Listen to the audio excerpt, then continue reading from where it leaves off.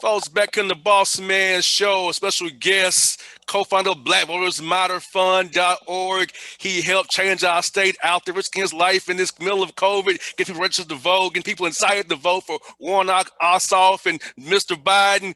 The one on the Cliff Albright. Cliff, good to talk to you. How you doing today, man? Hey man, I'm blessed. I can't complain. If I did complain, it wouldn't do me no good. So I'm all right. Yes, indeed. Well, tell us, first of all, how was Selma yesterday? I heard your speech, very powerful speech you gave in Selma. Tell us about this speech. You've been down there around all those people on Blaze Sunday and another day of just fighting for our right to vote once more here. Cliff and you and Latasha doing a great job. Yeah, man. No, it was great to be back in Selma. It was not as many people as usual, right? Because of the obvious COVID pandemic. Most of the usual Jubilee commemoration activities were turned into virtual events. And that was great, but they did want to have this one event. They wanted to have at least one event that was going to be in person.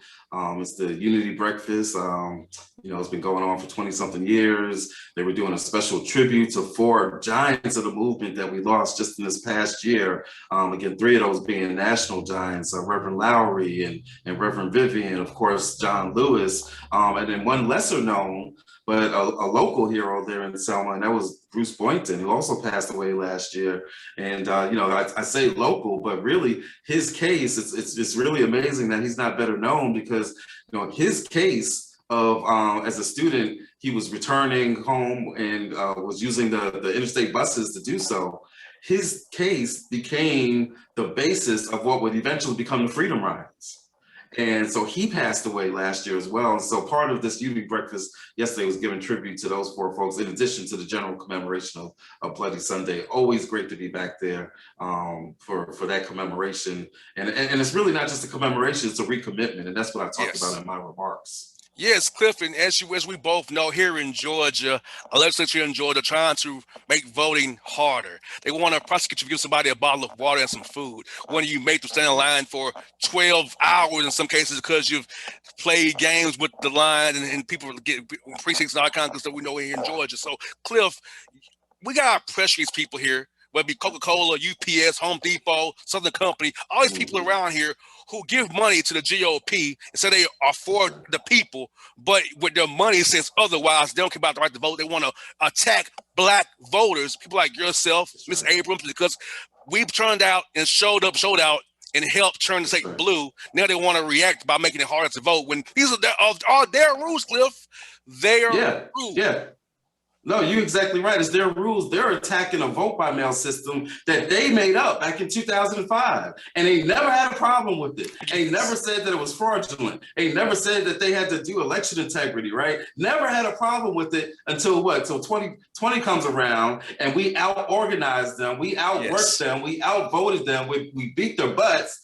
And then they want to get big mad, start talking about some voter fraud. And now they want to change up the whole system. They want to take away vote by mail. They want to make it so that you can't do it, or that you have to be you have to have an excuse to do it versus the no excuse vote by mail, right? Or that you can't have drop boxes. All these changes, they've got over 50 bills that they've introduced to try to deal with, to try to take away our right to vote, all because they're mad, all because it's part of Trump's big lie that there was some kind of voter fraud taking place in this election. The bottom line is we just outworked them, and now they're trying to go back to Jim Crow, to go back to not even 50s, 60s Jim Crow. They going back to like post-Civil War Jim Crow type stuff, right?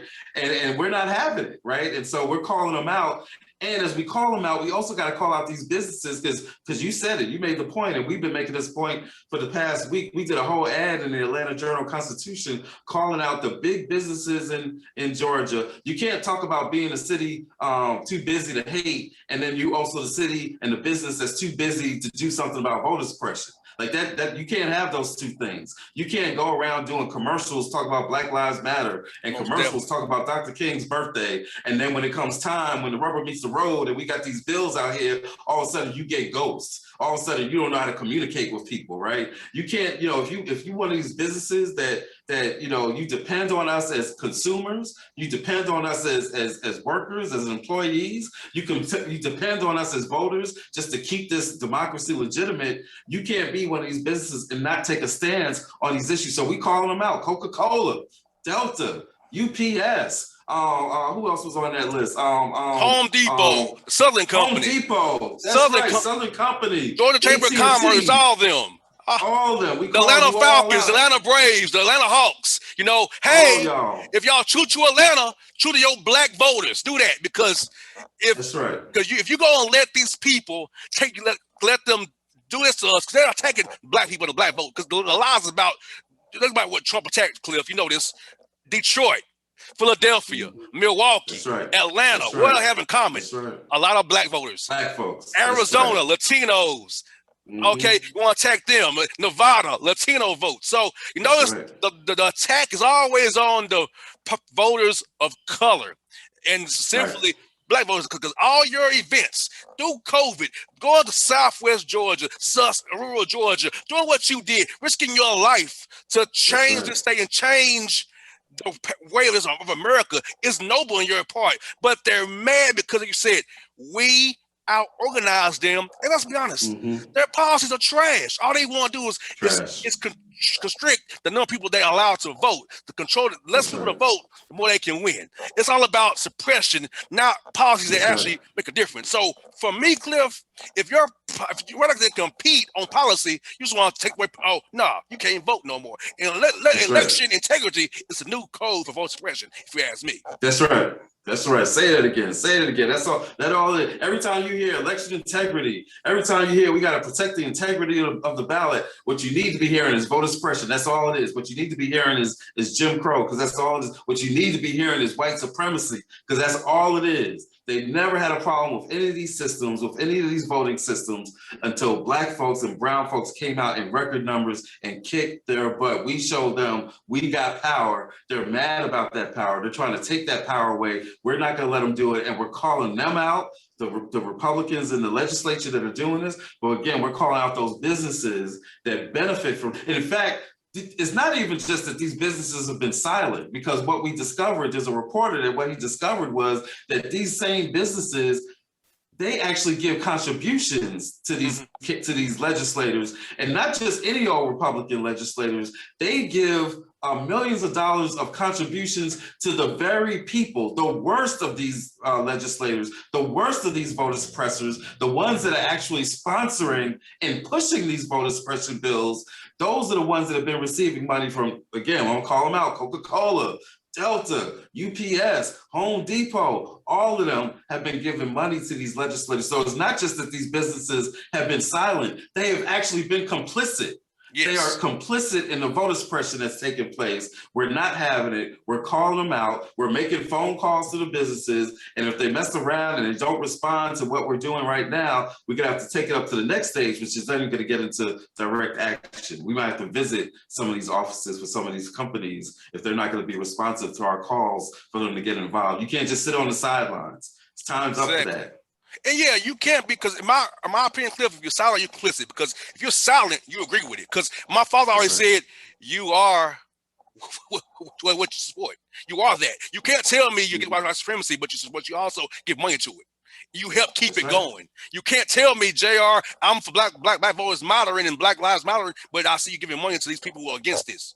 Or you vote against these things, because you can't tell me anymore, I'm not that person. Well, if you're silent and you let it go on, you are that person to me. And you can't pray it away. If people, I'm going to pray about it. Nah, prayer without works is dead. So trying to tell me you're going to pray about it ain't going to make me be like, I'm going to get off you. No, because if you don't take any action and open your mouth and make a change, you're no better than the ones who are doing the evil. In my opinion, Cliff. Right. That's right. No, and some of these companies have said that they're going to sit back and wait. What you waiting for, right? We're going to sit back and see how it plays out. I can tell you how it's going to play out. If y'all don't do anything, if y'all don't step up, how it's going to play out is they're going to take our votes away. They're going to take our voting power away. That's how it's going to play out. You know, it reminds me so much of Dr. King in his famous letter from Birmingham jail back in the 60s, back in 63. You know, he said, you know, I'm starting to reach the conclusion that the worst part isn't the KKK. The worst part isn't the supremacists burning the cross. The worst part is the white moderate, right? The ones that sit back and say, I'm with you, but we need to wait. I'm with you, but I'm not crazy about your tactics, right? I'm with you, but we don't know if we want to take a stance on this. It's those are the folks, right, that are the most problematic. And if they don't step up, then we're going to find ourselves in a bad situation as these people are trying to turn back the clocks. So those are the folks that we're targeting. We know who the Republicans are in the legislature that are doing. We know who they are. Yes, we know what they're up to. We know that they ain't got no consciousness and no sense of righteousness, right? But we don't even have to deal with them. We can get these companies to deal with them. Because I'm telling you what, if this legislation wasn't voter suppression legislation, if this was like some flight regulations, right?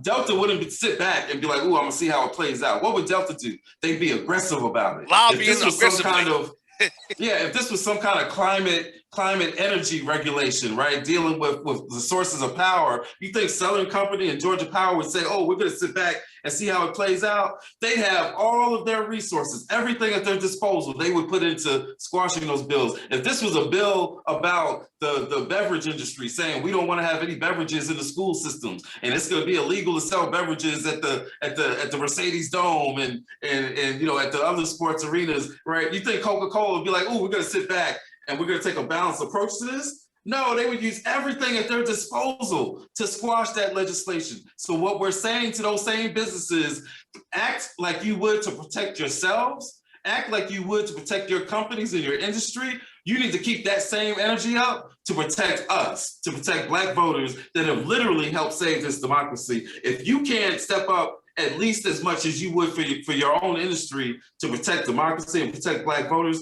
then you're not worthy of us as consumers. You're not worthy of us as staff and employees, and you're not worthy of any kind of support that we might give to you in this state. Exactly. And without Black voters, we're going to get stimulus checks here in a few weeks. Without Black voters, we're not be getting dollars or extra unemployment insurance without Black voters, because we matter. We vote and our numbers use our power, things change. So it took having Senator Warnock, Senator Ossoff to get that done, even with the crap Joe Manchin pool.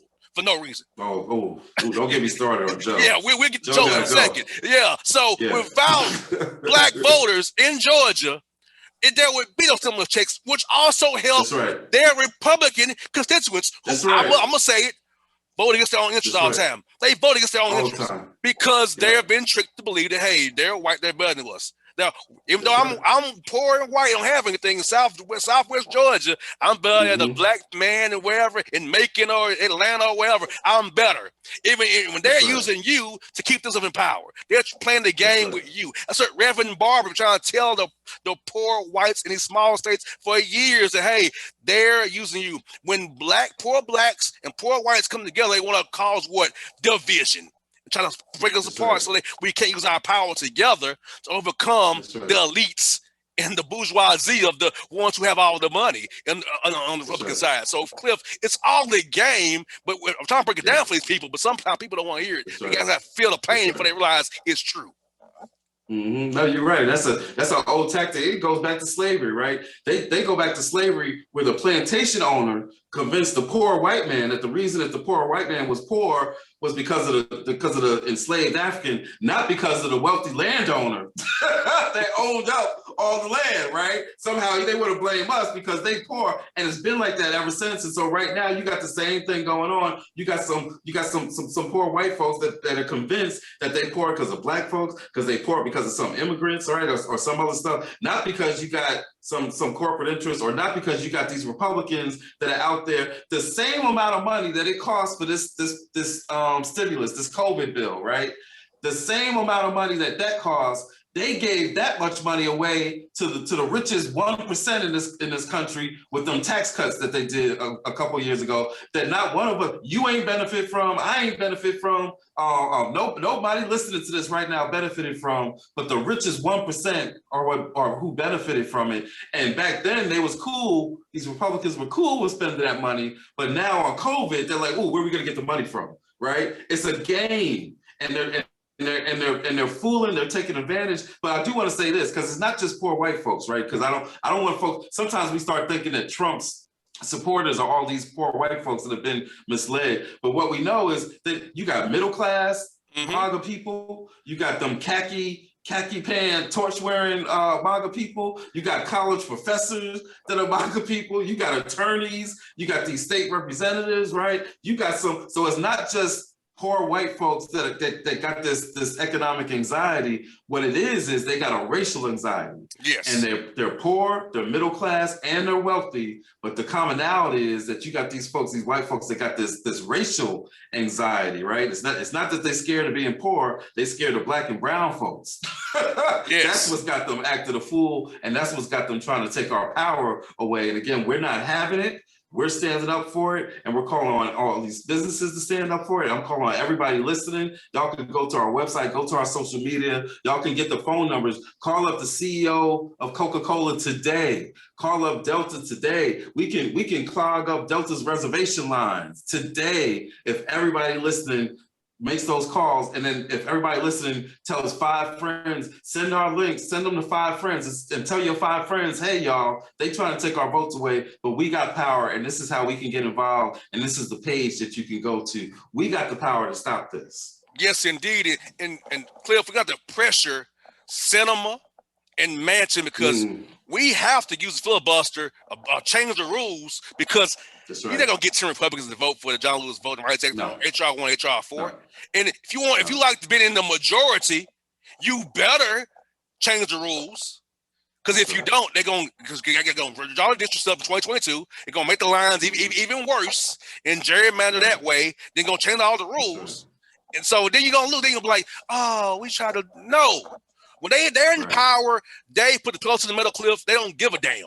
You know, I'll try to cuss on the show, but I'm just being real. They don't give a damn, Cliff. And they're ramming through where they got Gorsuch, you got Barrett and Kavanaugh. They didn't care. All them judges, they didn't care. So why the Democrats, when they get in power, play this stupid game? Oh, we got to do it the right way. Screw that. When you have the power, wield it and use it. And plus, I'm 34 years old. You told millennials here in Georgia, and myself included, you get $50 minimum wage, $2,000 in checks. That part's been done. Minimum wage, criminal justice reform, voting rights reform. That's what Oscar Warnock campaign doing here in Georgia. And Biden. That's right. So people in my age group who are not as astute as I am will say, well, they ain't doing nothing for me. So you got the left liberals for having, you go out and try to get the vote 2022, my people can vote. I got to say, this is what the Biden-Harris administration did. So Oscar Warnock voted for. So make sure vote for them in 22, 24, and 26 for us as well. That's right. We told people when we went out, you're exactly right. We told people when we was out in them streets, we said, if you vote, if you come out in big numbers, if you risk your lives and risk COVID and fight this voter suppression and come on out and we get these 2 seats, this Ossoff and Warnock, we get these 2 seats, then we'll have 50%. Then guess what? Then the black woman vice president can cast the tie-breaking votes and we control the Senate. That's what we told people. We ain't tell them that if they came out and they risked their lives, then, oh, we're going to have a majority, but we actually need 60 votes, right? Because of this filibuster. That wasn't what we told people, and that shouldn't be what the case is. And so, you know, that's not even democratic that you tell people, oh, 50 votes is a majority, and then you say no, but it's not really a majority because you really gotta have 60 votes before you even get to being able to do the 50 vote. No, that's not democracy, right? And so what we're arguing, because all those things that you named, the minimum wage, the voting rights bills, the George Floyd Act, the House passed the George Floyd Policing Act,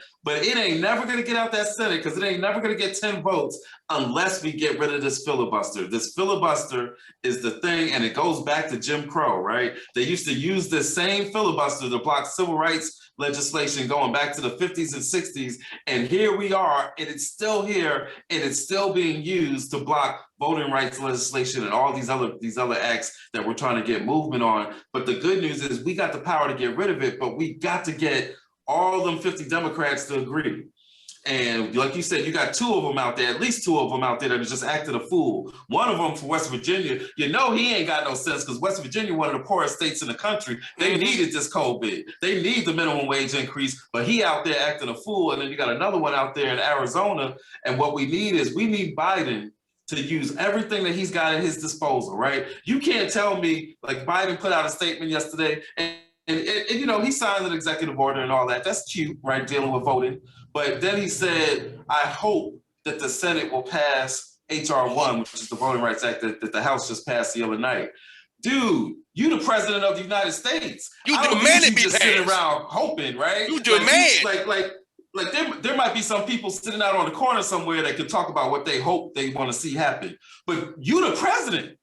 You don't have to just hope. You can actually use your power. You can cut some deals. You can offer them a carrot, or you can offer them a stick. You can say, look, if you go on and get rid of this filibuster, I'm gonna hook up West Virginia. I'm gonna hook up Arizona, right? Or you can use the stick. You can be like, yo, Joe, if you don't act right in West Virginia, y'all ain't getting no transportation money. Y'all ain't getting no agriculture money. Y'all not getting no coal energy retraining money. If you don't, hey, you out in Arizona, if you're not going to get rid of this filibuster, then guess what? You're not getting none of this community block grant money or whatever it is. You got tools at your disposal as president. He needs to do some of the same stuff that Lyndon B. Johnson did in the 60s when he had to twist some arms to get the civil rights bills and the voting rights acts passed in the 60s.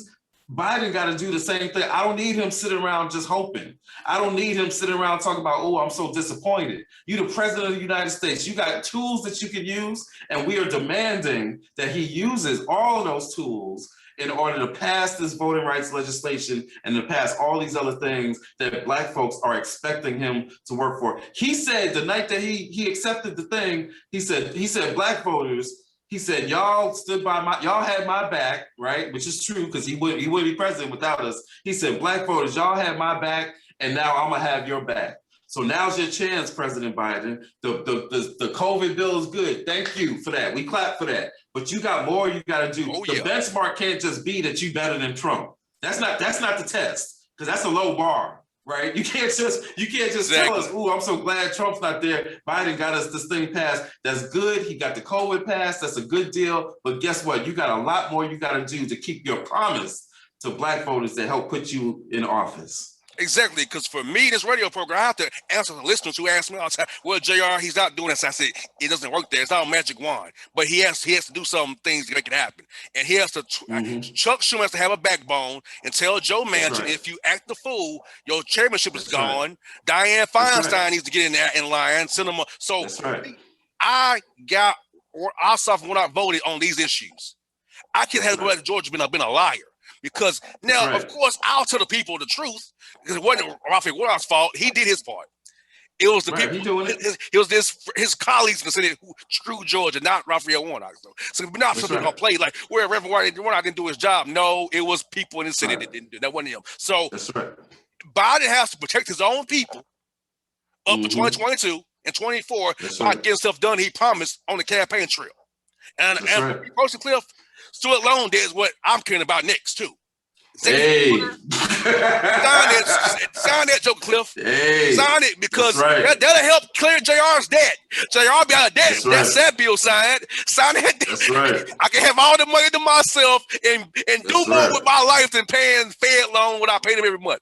So, and they say if you cancel that debt, not only does it do everybody good, but guess what it does? It closes the racial wealth gap. Yes. Because Black folks, and especially Black women, but Black folks carry a higher percentage of student debt. Why is that? Because we don't have the wealth, the natural wealth and income where we can send our kids to school and just pay the tuition and just call it a day and they get to come out tuition free. It's our families that are disproportionately burdened with this student debt. And so if he were to cancel that $50,000 in debt, that would automatically close the racial wealth gap by 10, 20, 30%. Just that one action would be able to do that. And now we can talk about building this generational wealth, right? And so it has all kinds of, it has an immediate benefit, because like you said, JR go out and spend some money probably, right? Or you might do what? You might go out, you might start another business or something. Yes. You might invest in somebody else's business. So it has all kinds of it. So it might help you or help somebody else to buy a house, right? That's another way that you can build up the wealth. And so getting rid of that student debt, that's not a joke. That's real, right? But that's not going to happen if they don't get rid of the filibuster, right? And so all these things, at the end of the day, until you get rid of that filibuster, you got a whole agenda. Joe Biden could go down. He could have a New Deal type presidency, like FDR back in the 40s, depression and all that. He could have the kind of presidency if he does these things that we've talked about just in these past 15 minutes: voting rights, minimum wage, student debt, policing, infrastructure. He could get health care. He could go down in history, but he's got to have the courage to pull in him and Schumer, because you're right, Schumer ain't off the hook. Him and Schumer have got to get that Democratic caucus to act right. Manchin, Sinema, Feinstein, get them all to act right, end this filibuster, and then they can all go down in history. And when they go down in history, it'll be because they pass things that will improve our lives, everybody's lives, right? Yes. But in particular, Black folks would be able to benefit in a way that would make it make sense that we did all that we did in order to go out and vote and put these people into office. But if they don't do that, they're going to feel the pain, the electoral pain. Yes. For decades, because there's a whole generation of Black folks. You talked about, especially younger folks, that they went out and they voted, but right now they looking. They looking, they checking, they trying to see what's going to go down, what they're going to keep it real, or they're going to sell us out again. And if they don't do right, there's a whole generation of Black voters that will not come back, and they will feel that pain for decades. And all of us will feel that pain, because at the end of the day, if we don't come back out, then we can't get moving on any of these things. But the test is happening right now. They got to get rid of that filibuster. They got to move on this agenda. They got to deliver for Black folks, and then we can talk about where we go from there. Yeah, 48K, Cliff. It's still a loan there. TSU, Nashville. I love our Tennessee State Tigers.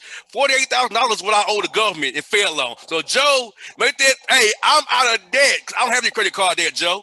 Take care of you. Hey, I would do that because, Cliff, I want to be able to expand the show, give people opportunity. Right. I want to grow this platform even bigger than what it is. I've been at this for 9 years, Cliff. This show. 9 years, man. Right. I want to help people use my platform for good and build it even better. Like you said, Cliff, it helps everybody, because all these policies that we're talking about, Cliff, are popular. Even Republicans, even the most conservative people say, these are good policies. They might, like, I hate who's doing it, but hey, the healthcare, student loan debt, minimum wage, that goes across party lines. That's bipartisan in the polling. It's been popular. And if he has the courage and the backbone, Cliff, like you said, he can change this country for years to come. And that's a good example. This is the last thing I'll say. This is a good example of how racism winds up infecting everything that it touches, right? It winds up infecting everybody, because, the racism that led to this Jim Crow and this voter suppression and these gerrymandered districts, right? It has hurt Black people. It's hurt us on all kinds of policies, right? But then what does it also do? It makes these Republicans, right, be so isolated, right? So protected, because they've suppressed votes and they've created districts, right, that protects them. They have literally passed laws and drawn lines that helps them to pick their voters instead of the voters being able to pick who the elected officials are, right? And so it's created such a warped democracy, right? It's never been a perfect democracy, but this gerrymandering and this voter suppression that is rooted in anti-Blackness has created a system where now, like you just said, you've got policies that even their Republican base supports, their own base supports COVID relief, but they voted against it. Their own base supports minimum wage increases, but they voted against it. Their own base even supports, as much as they talk about the Second Amendment, their own base supports common sense gun laws, right? To increase guns. They're like 90% of Republicans support that, but these people that are in office don't vote for it because they have so warped this democracy. They have so suppressed voters that they have wound up creating a situation where they don't even have to respond to their own voters. That is a democracy that cannot sustain itself. That's a democracy that's not even democracy. You got to find a whole nother way. It's a sham. It's a joke. It's a farce. It's a lie, whatever you want to call it.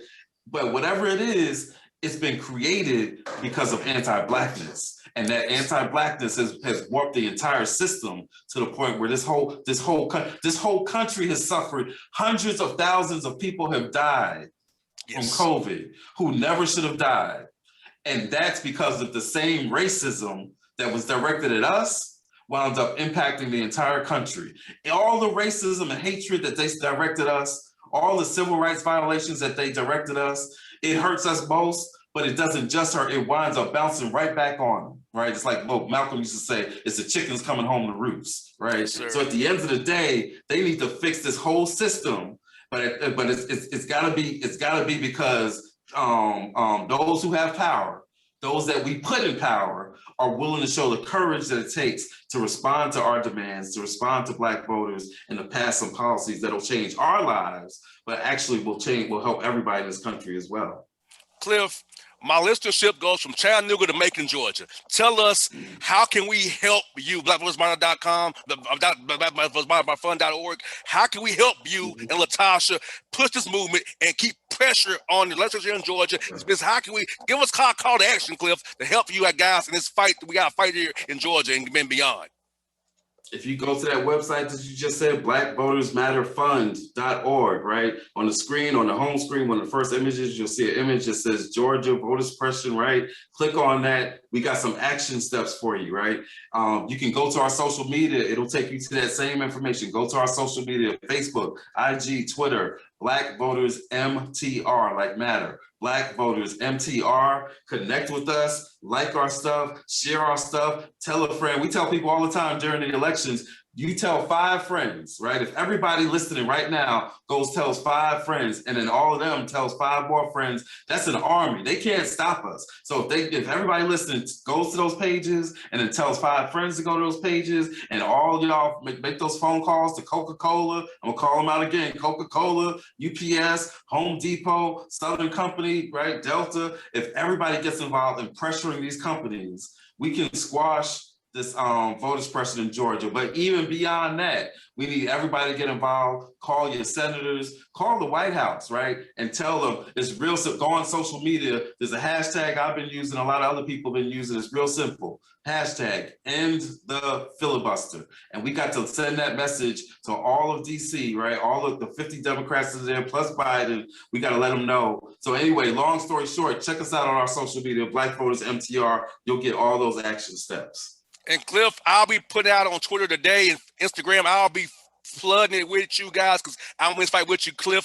34 years old, man. I love what you guys do. Anyway, I can help you all out, use this platform to help you all out, please let me know. I want to be involved and help you out going forward because I feel like this is very powerful for people my age and younger because we're you guys are kind of, we fight the fight. We got to come behind you. We got to fight the fight with you, man.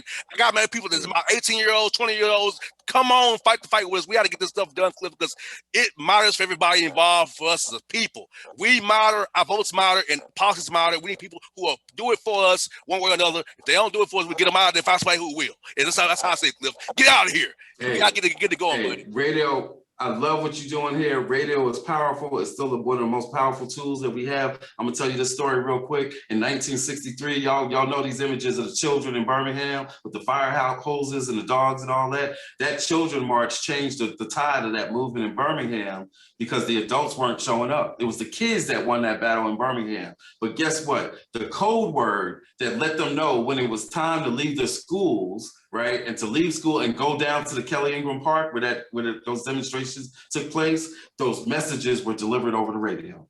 So what you are doing, right, has historically been powerful and is powerful today. And I thank you so much for what you're doing with this mechanism that you got at your hands. Thank you so much, Cliff. Hey, 9 years in the making, buddy. I'm keep on going, man. Hey, God bless me with this radio platform. Not many guys my age have their own radio show where they own everything on it, where it's my narrative that I can say what I can and cannot say. So I'm blessed for that because I feel like Cliff, only my narrative matters to me. I've had offers to go different places, but I wanted to control the narrative, what I want to discuss, not be told what I can and cannot say. I want to say what I want to say for my people because informing Black people is important to me. I grew up listening to Tom Joyner as a child, and he inspired me to do what I'm doing today, man. Love you, man. Thank you so much. Anytime, Cliff. You be good, man. Talk to you real soon, brother. I enjoy this. I'll get this again real soon with you. I really enjoyed this conversation today. All right, man. Love you. Be safe. Thank you, but love you too as well. Thank you, man.